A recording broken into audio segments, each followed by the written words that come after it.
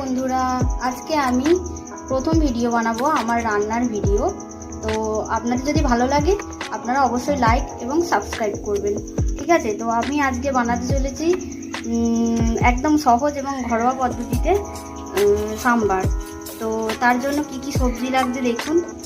একটা মিডিয়াম সাইজের পেঁয়াজ নিয়েছি, 4টে ঢেঁড়স, ডাঁটা 2টো, একটা মিডিয়াম সাইজের টমেটো, কিছু বেগুন, পেঁপে এবং আমার কাছে বিনস ছিল না, তো আমি বরবটি ব্যবহার করছি। আপনারা আপনাদের পছন্দ মতো সবজি অ্যাড করতে পারেন। তো ফোড়নের জন্য কী কী নিয়ে নেব? ফোড়নের জন্য নিয়েছি শুকনো লঙ্কা, হিং, একটু সর্ষে আর কারি পাতা। তো চলুন দেখে নেওয়া যাক কীভাবে এটা বানাবো। দেখুন কড়া গরম হয়ে গেছে, এতে আমি দিয়ে দিলাম কিছুটা সর্ষের তেল। এবার আমি তেলটা গরম হওয়ার জন্য অপেক্ষা করব এবং ফোড়নটা তারপর দিয়ে দেব।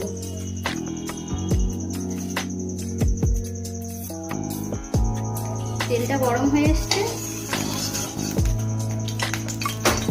এবার তাইতে দিয়ে দিলাম আমি সর্ষে। এবার দিয়ে দেবো আমি শুকনো লঙ্কা। এবারে দিয়ে দেবো আমি কারি পাতা আর একটু নিয়ে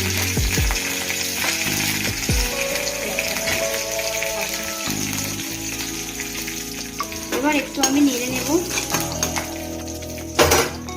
তারপর এর মধ্যে দিয়ে দেবো আমি পেঁয়াজ কুচি।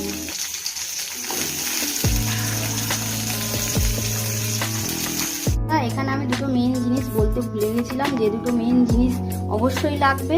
এটা হচ্ছে মুসুর ডাল, অনেকে অড়হর ডাল ব্যবহার করে সাম্বারে, আমি কিন্তু মুসুর ডাল ব্যবহার করছি, এবং তেঁতুল জল লাগবে, অবশ্যই লাগবে। দেখুন পেঁয়াজটা ভালো দিয়ে দেবো।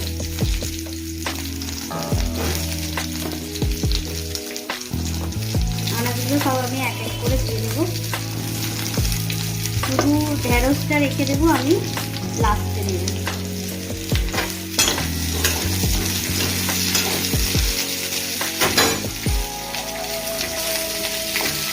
বেগুনটাও দিয়ে দিলাম, টমেটো দিয়ে দিলাম,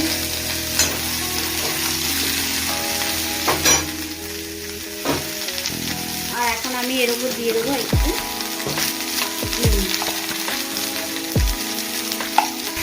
তো বন্ধুরা দেখুন আমার সবজি প্রায় ভাজা ভাজা হয়ে যাচ্ছে। এবার আমি দিয়ে দেবো হলুদ গুঁড়ো ও লঙ্কা গুঁড়ো। হলুদ দিয়ে দিলাম, এবার দিয়ে দিচ্ছি অল্প পরিমাণে লঙ্কা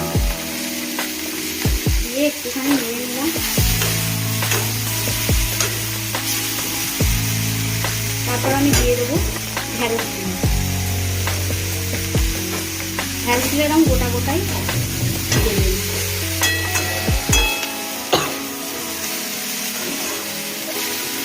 দেখুন বন্ধুরা মশলা থেকে ঝাঁজ বেরোচ্ছে, তাই একটু কাটতে হচ্ছে। এবার আমি এই যে ডালটা অ্যাড করে দেবো।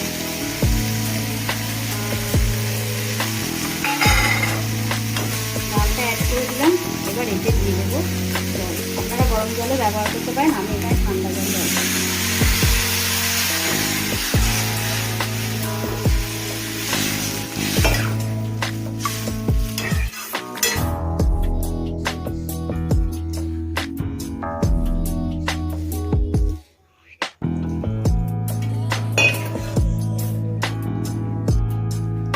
সাম্বার মশলা আর তেঁতুল জলটা আমি একটু পরে নেব।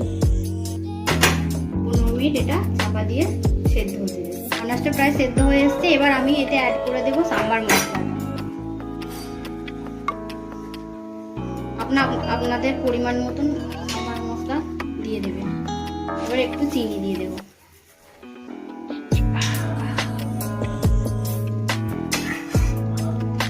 এবার আরো 10 মিনিট এটা চাপা দিয়ে হতে দেব। বন্ধুরা 10 মিনিট হয়ে গেছে, এবার আমি সব শেষে তেঁতুল জলটা অ্যাড করে দিলাম। তেঁতুল জলটা দেওয়ার পর আপনারা একটু টেস্ট করে দেখে নেবেন ঠিকঠাক সব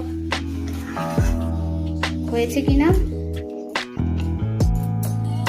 আর একটুখানি ফুটতে দেবো, আর 5 মিনিট, তারপরে আমি নামিয়ে দেবো। এখন বন্ধুরা গরম গরম সাম্বার একদম রেডি।